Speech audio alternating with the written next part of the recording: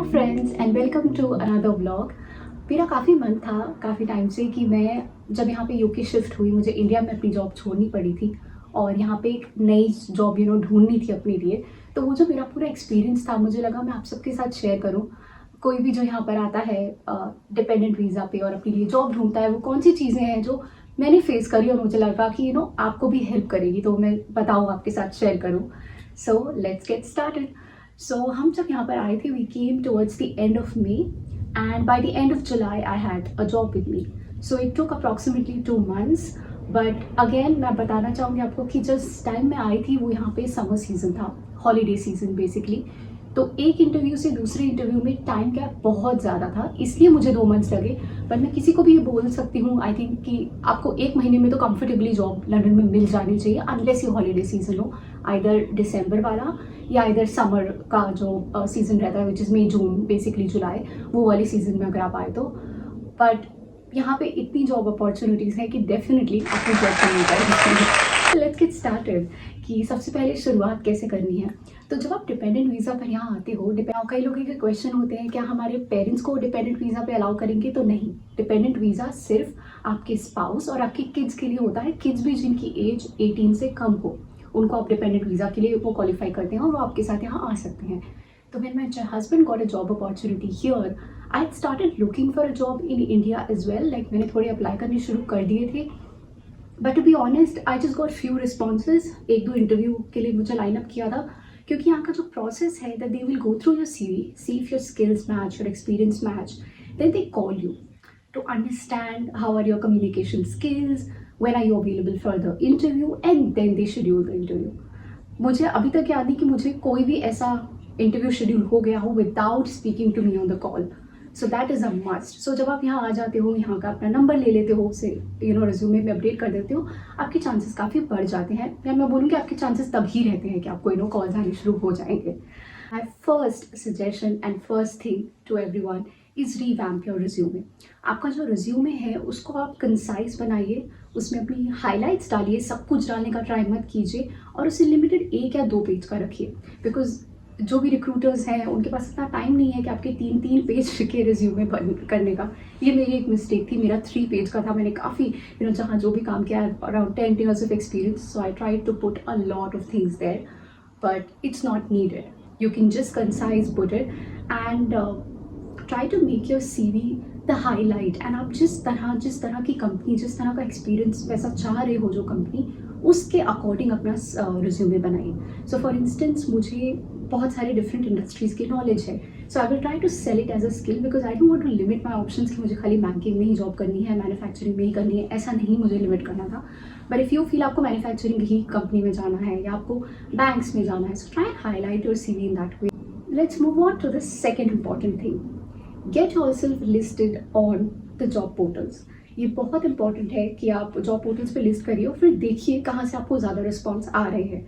मैंने इनिशियली जब यहाँ पे अप्लाई करना शुरू किया, at least for my finance jobs, I don't know about anybody else, but मैं फाइनेंस की जॉब्स देख रही थी and I am an internal auditor.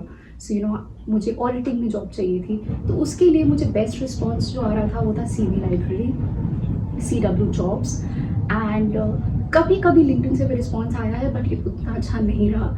तो I used to see where my profile is getting noticed, where my application is moving to a viewed stage. It can either go to selected or rejected, but at least there is some kind of thing happening on it. वो खाली पड़ा नहीं हुआ है। On the other hand, on LinkedIn, I noticed that people were just not noticing. I would just apply, keep following back and see कुछ हो नहीं रहा था।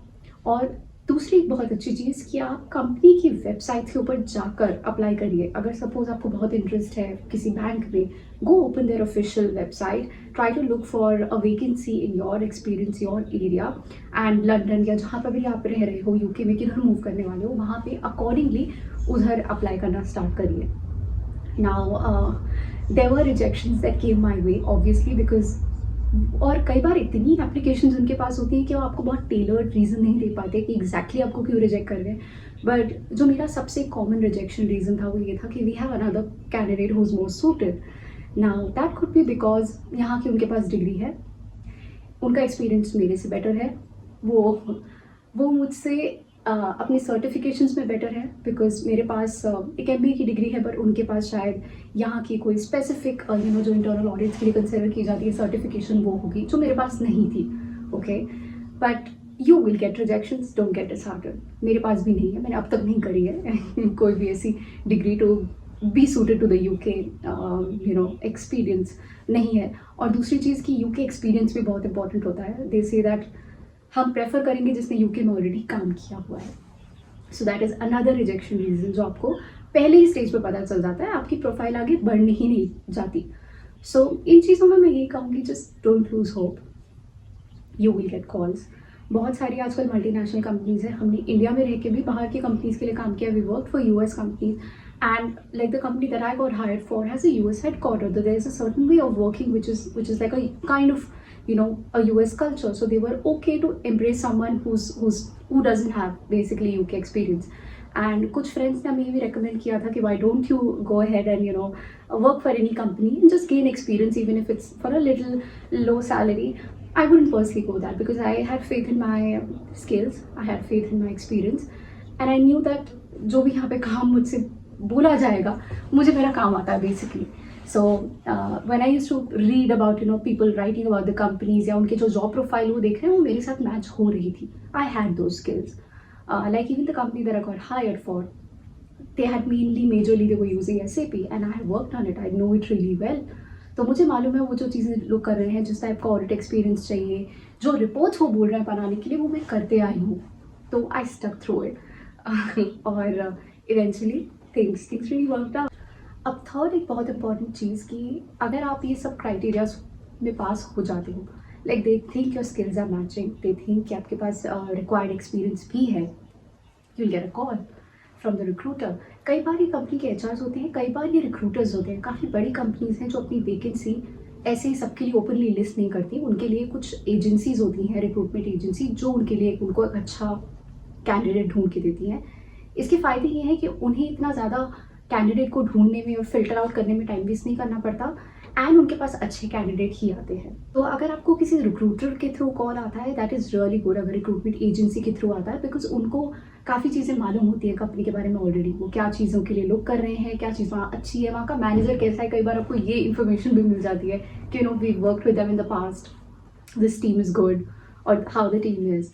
अगर वो आपको मिल जाता है, आपको एक बहुत अच्छा फीडबैक भी मिलता है अगर आप सिलेक्ट नहीं भी होते हो तो that is again a very good thing अगर उनके थ्रू हो जाए. मुझे इनिशियली रिक्रूटर्स के कॉल मतलब कंपनी से ही आ रहे थे, HR के. रिक्रूटर का काफ़ी बाद में कॉल आया. तो and how I did is I applied. मैंने जॉब्स अप्लाई कर रही थी. कई बार आता था by posted by the company HR, कई बार आता था posted by recruitment agency. So applied for both. Third most important thing is they try to assess your communication skills and how you're able to put across your profile and your experience. अगर वो उनको ऐसा feel होता है कि आपके अंदर वो ज़ील है, आप मोटिवेटेड हो एंड आप करेक्ट हो जॉब के लिए, is then they pass on and schedule your interview. So वो कॉल पे बहुत इंपॉर्टेंट होता है. मतलब उसको ऐसा हल्के में मत लीजिए कि उसका कॉल आया तो मैंने जस्ट बोल दिया कि ये चाहिए टाइप्स. आप अगर अच्छे से अपना रिक्वायरमेंट बताते हो एंड वो जो आपको सवाल पूछते हैं वो आपको बेसिक सवाल पूछेंगे. आप यहाँ क्या कैसे आ गए, क्या कर रहे हो, why is there a gap, because obviously मुझे 2 महीने लग गए जॉब ढूंढने में, और मुझे मेरी जॉब मैंने इंडिया में भी जल्दी छोड़ दी थी बिकॉज हमारे कुछ वीज़ा में डिले हुआ था. So they want to understand is there a reason or why did you do something like that. And so they ask you things like this to just understand how confident you are, आपके communication skills कैसे हैं. At that point मुझे 1-2 बार rejections आए हैं where people have said oh you are no visa, कल को आपका husband का वीज़ा नहीं रहेगा या उनका जो प्रोजेक्ट है वो ख़त्म हो जाएगा, you will be asked to leave, तो sorry I am not interested. So that was one of the rejection reason too. And I tried obviously telling them that no he will get a renewal and everything, but ऐसा भी होता है, but very few cases I would say, because people here do work on dependent visa. लोग आपको लेते ही हैं, उसमें कोई इशू नहीं है. Now fourth important thing, how to prepare for an interview. यहाँ के इंटरव्यूज़ इंडिया के इंटरव्यूज़ से थोड़े अलग होते हैं, क्योंकि यहाँ पे जो राउंड्स रहते हैं डेफिनेटली एक टेक्निकल राउंड तो रहता ही है, एक कल्चरल फिट राउंड भी होता है, बिहेवियरल क्वेश्चंस रहते हैं टू अंडरस्टैंड क्या आप उनकी ऑर्गेनाइजेशन में फिट होते हो, what kind of person you are, क्या आपका टेम्परामेंट है, क्या आप एक टीम प्लेयर हो, क्या आप सबके साथ मिल के काम करोगे, आपका एटीट्यूड क्या है, क्या आप एक पॉजिटिव पर्सन हो और you are somebody who just get stressed a lot, तो वो अंडरस्टैंड करने का ट्राई करते हैं।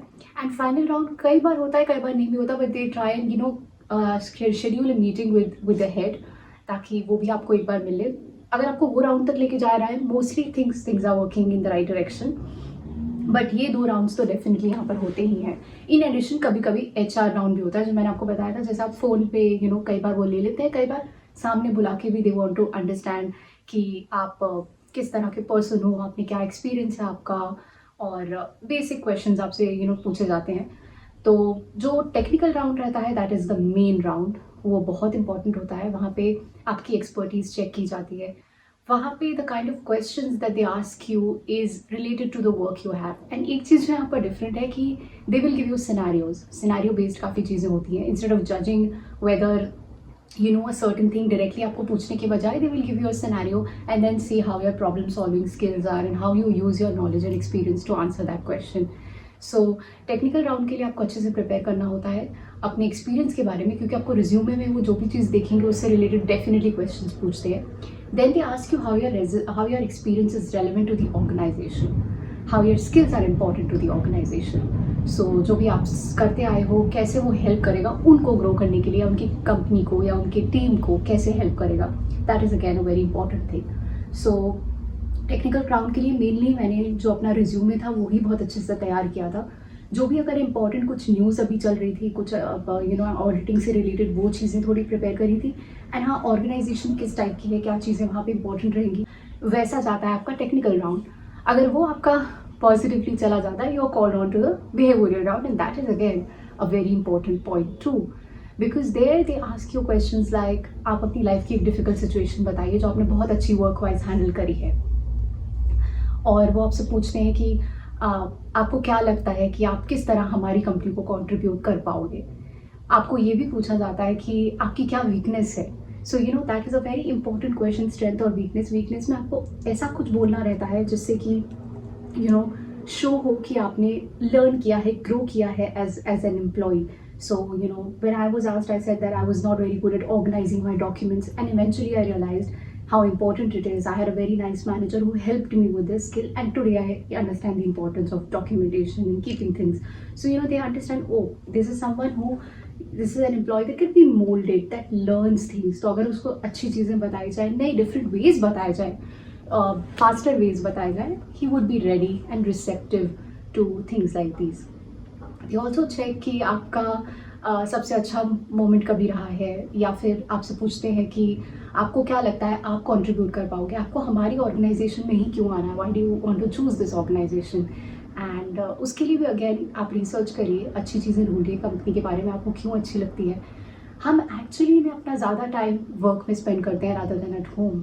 To be really honest, when I come and spend my time with my husband, it's really less than we go to sleep, get busy with our schedules. I actually spend too much time in my work. I better enjoy the work that I do. I like the people that are around. तो ये बहुत important है।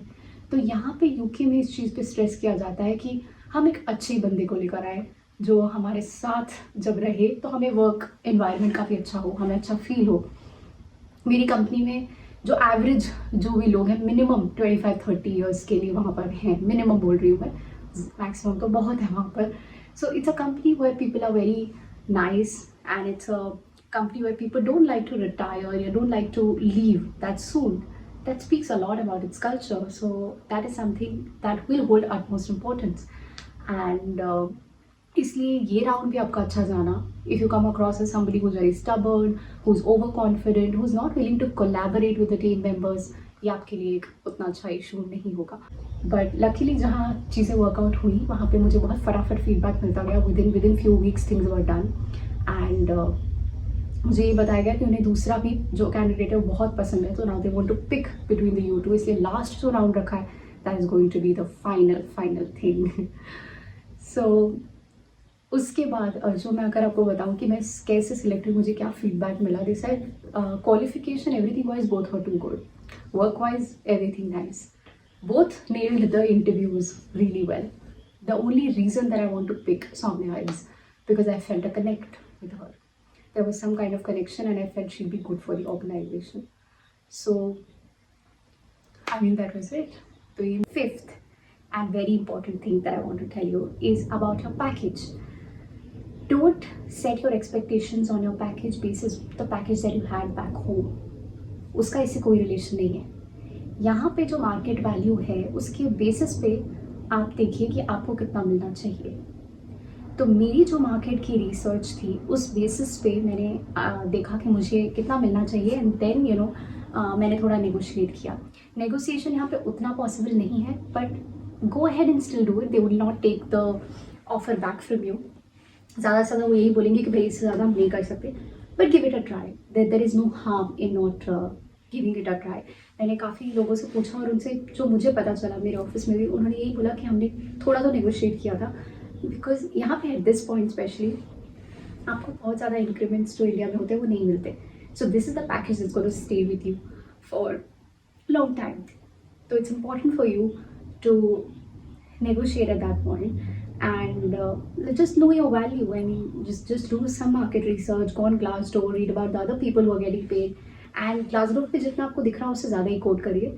I would suggest since the time I've started working, I got placed after my graduation और उसके बाद से मैं काम कर ही रही हूँ हमेशा, तो एकदम से घर बैठना मुश्किल हो जाता है। पर यहाँ पे आप काफ़ी चीज़ें खुद भी करते हो तो टाइम निकल जाता है थोड़ा बट अगर आप ऐसे हो कि आपसे नहीं रह जाएगा to take something, but again make sure it's not very hectic because आपको अपना जॉब सर्च के लिए, इंटरव्यू प्रिपरेशन के लिए भी टाइम चाहिए।